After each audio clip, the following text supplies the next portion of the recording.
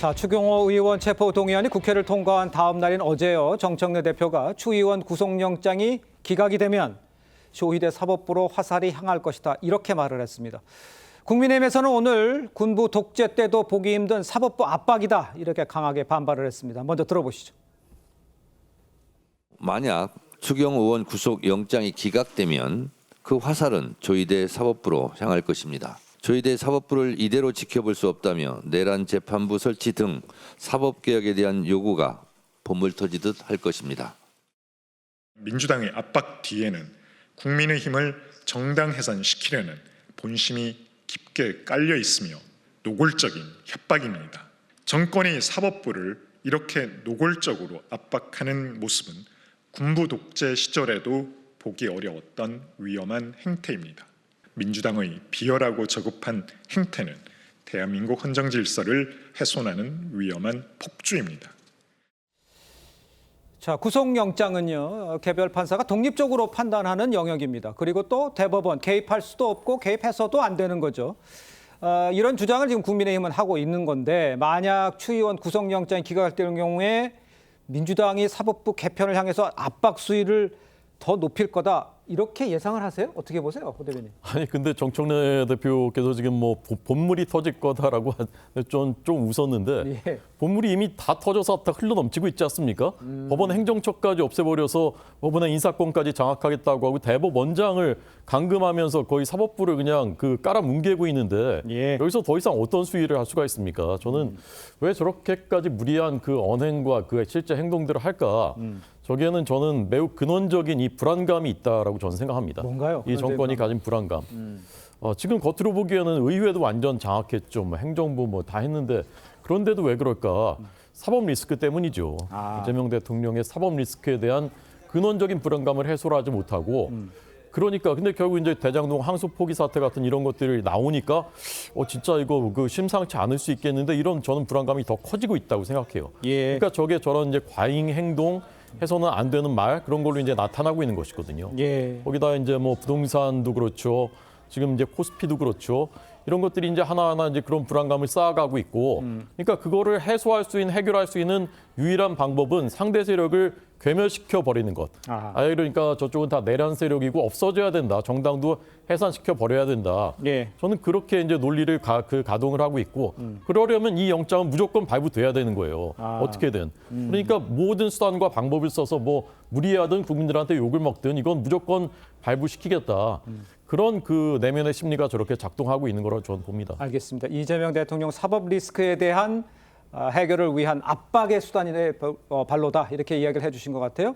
그런데 일단 추 의원이 만약에 이제 구속될 경우에 민주당은 국민의힘을 향해서 정당 해산 압박 수위도 높일 것으로 지금 보이는데 실제로 해산 절차에 나설지 아니면 이게 그냥 말뿐이고 지지층을 겨냥한 여론 성격인지 여행 정권께서는 어떻게 보세요?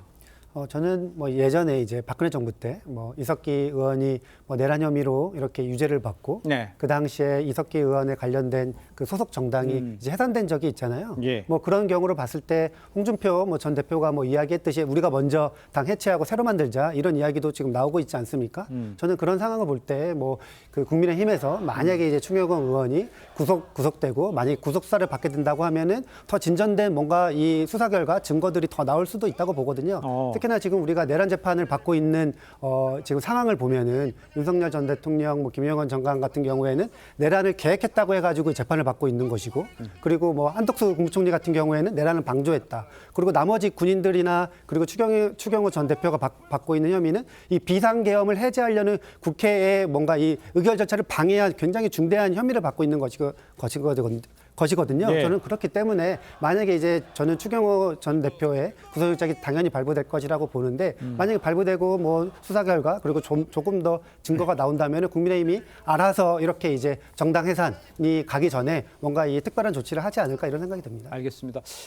일단 추경호 의원에 대한 영장실질심사 다음 주 화요일 오후에 열리기 때문에 구속 여부는 이제 공교롭게도 이 계엄 1년째가 되는 다음 주 수요일 새벽에 나올 가능성이 아주 큰 상황입니다. 일단 국민의힘은 기각이 당연하다는 입장이고요. 민주당은 사필 규정이라면서 구속을 주장하고 있는 이런 상황입니다. 이현정 위원께서는 쭉 이 상황을 쭉 봤을 때 어떤 결과가 나올지 저런 양쪽의 주장은 어떻게 평가를 하시는지. 자, 우선 민주당의 많은 의원들은요. 예전에 전두환 이 박정희 정권 시절에 민주화 운동을 했던 분들이 상당수 있습니다. 그렇죠. 뭐 저도 같은 친구들, 저와 같이 민주화 운동했던 친구들도 예. 꽤 많은 국회의원으로 있어요. 당시에 우리가 독재 타도를 외치면서 했던 것 자체가 바로 당시에는요. 정말 이 정치 권력이 예. 사법부한테 뒤로 엄청난 압박을 했습니다. 자, 그리고 뭐 여러 가지 어떤 사건 자체도 보면 정권의 압박에 의해서 법원이 어떤 휘둘렸던 사건들이 있었어요. 예. 자, 그런 사건을 주로 했던 피해자들. 그리고 지금 정청래 대표도 예전에 본인이 학생운동 했던 사람 아니겠습니까? 네. 자, 그렇게 독재를 미워하고 독재를 이 타도하기 위해서 민주화 운동을 했던 사람들. 그래서 당명도 민주당이에요. 그런데 이제는 아예 대놓고 사법부한테 영장 발부해 라고 이야기를 하고 있습니다. 과연 이분들은 지금 어떤 생각을 갖고 이런 이야기를 할까요? 자, 당시에 정말 삼권 분립과 그리고 민주화를 위해서 정말 희생하고 운동했던 사람들이 지금 국회의원 다수가 있는 민주당이 그것도 당 대표가 사법부를 향해서 영장 그 발부 안 하면 조희대 대법원장 가만 안 둘 거야 라고 협박하고 있습니다. 자, 이 이중적 모순을 어떻게 우리가 해석을 해야 될까요? 자, 추경호 전 원내대표는 당시에 정치적 판단을 굉장히 잘못한 걸로 보여집니다. 근데 과연 구속되느냐에 대해서는 좀 다른 판단이에요. 그리고 그날 12월 3일이 여러 가지 사건들이 있습니다. 당시 12월 3일 되면 장동혁 대표의 이 취임 100일도 되기도 하고요. 그렇죠. 또 김건희 씨의 또 결심 공판이 있는 날이기도 그렇습니다. 하고 많은 사건들이 있는 날입니다. 자, 그러니까 이거는 사법적인 판단에 맡겨야 돼요. 자, 정치적인 공세는 할 수 있습니다. 왜 추경호 당신이 그때 당시에 왜 한동훈 대표 지시에 따르지 않고 왜 국회로 다 가지 않았냐, 왜 담을 넘지 않았느냐 이런 판단들은 내릴 수 있어요. 예. 그러나 사법부의 판단은 사법부에 맡겨놓고 해야 되는데 문제는 기각하면 그때는 대법원장 가만 안 둘 거야? 라고 저렇게 겁박하는 모습? 저게 과연 민주당의 민주적인 모습입니까? 알겠습니다. 조 변호사께는 이렇게 여쭤봐야 될까요? 지금 얘기하는 것이 사법부가 판단할 수 있게 독립적으로 놔둬야지 이거를 야 하면 화살이 조희대 대법원장으로 간다. 이렇게 당대표가 해야 할 멘트를 해야 될 건 아니다. 이렇게 말씀하시는 것 같은데 설득력이 있어 보이는데 어떻게 답하시겠어요? 그러면 기각되어야 된다는 주장은 사법부에 대한 압박이 아닌가요? 그리고 내란 사건에서 지금 사법부의 판단이 네. 단순하게 구속영장에 대한 몇 가지 기각 사례만으로 민주당의 비판적 입장을 견지하는 게 아닙니다.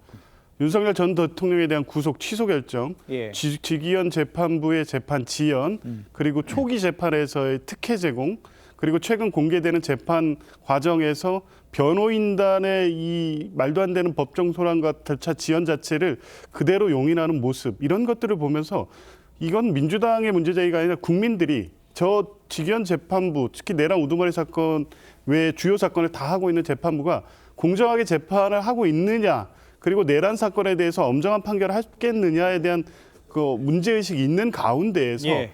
계속 수사를 통해서 축적되고 있는 이 내용들이 구속영장 기각으로 나타나고 있기 때문에 예. 과연 이게 아무런 배경 없이 순수하게 법관 개인들의 법과 양심에 대한 판단으로 이루어지고 있느냐에 대한 문제 제기를 안 할 수 없는 상황이고요. 그 근저의 핵심적인 문제는 계엄 당일 그 조희대 대법원장의 지시로 있었던 대법원의 간부회의, 여기에서 이 계엄의 합법임을 전제해서 향후 대책을 논의했다는 사실이 사법부의 대법원의 일종의 어떤 근본적인 문제가 있는 사실이 있습니다. 이것 네네. 때문에 네네. 자꾸 당일에 있었던 각 국가기관들의 행위 중에 일부를 위법성에 대한 인식이 없이 그냥 기계적으로 따라한 게 아니냐는 법리를 만들어서 면죄부를 주는 방식으로 나가고 있다는 우려를 할 수밖에 없는 거고요. 예. 그것이 지금 추경호 원내대표에 대한 구속영장이 기각되는 상황도 그럼 이걸 하나의 사건으로 따로 떼서 보기 어렵고, 그런 대법원 내에 어떤 여러 가지 문제의식이 지금 작동하고 있어서 내란 사건에 대한 진상 규명에 혹시 다른 의도가 개입되고 있는 게 아니냐는 어떤 근본적인 문제의식이 있습니다. 근데 예, 기본적으로 말씀하시죠. 예. 민주당은 자기들이 생각하는 사실을 확정해버려요. 자, 지금 조 변호사님 말씀하셨지만 지금 여러 가지 있는데 그런 거야 라고 확정해버립니다. 자, 그 내용들을 구체적으로 안 해요. 지금 재판이 그렇게 돼야 된다는 결론을 지어놔놓고 예. 왜 안 해? 이런 식으로 모든 그 사실들을 저렇게 해버리면 그럼 차라리 아예 그냥 민주당 밑에 사법부 두면 되잖아요. 그리고 민주당은 지금 야당이 비판한 건 다릅니다. 예. 야당은 뭘 할 수 있는 힘이 없어요.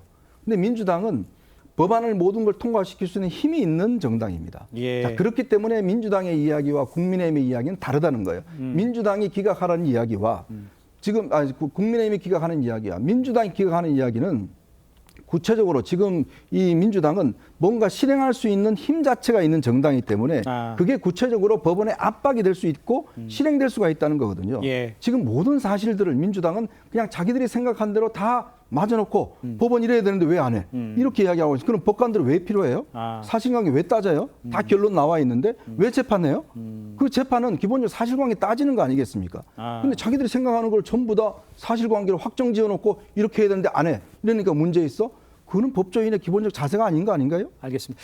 그 답을 정해놓고 그 생각과 안 맞고 그 지금 말씀드리면 쭉 들어보면 조기현 변호사도 문제 만약에 안 되면 그러면 조희대 대법원장을 비판하고 화살을 길이가는 게 맞다 이렇게 보는 거 아니냐 이렇게 지적을 할 수 있을 것 같은데요.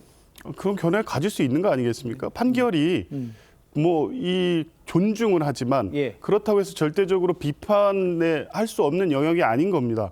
그러니까 지금 계속적으로 대법원이나 이 사법부에 대한 비판이 마치 성역인 것처럼 특히 이 비상계엄 내란이라는 중요 사건 앞에서도 예. 아무 말 하지 않는 것이 이 순리인 것처럼 그럴 일이 아닌 겁니다. 그러니까 그게 아무 문제가 없었다면 모르겠지만 아까 지적했던 여러 가지 사법부 역사상 이례적인 구속 취소 결정이라든가 이런 과정들을 보면서 예. 과연 사법부가 정치적으로 완전히 독립을 해서 사건 자체만으로 이 사건을 보고 있느냐에 대한 문제 제기는 당연히 법조인이라면 안 할 수 없는 겁니다. 이건 법조인의 자질 문제가 아니고요. 예. 오히려 이게 침묵하는 것이 문제일 수 있습니다. 그런 측면에서 보면 아무 문제가 없이 진행되는 재판이라면 거기에 대해 정치적 목적으로 비판한다면 그 자체를 비판할 수 있겠지만 알겠습니다. 지금 상황은 무슨 그게 말인지. 아니라는 말씀 드립니다. 알겠습니다.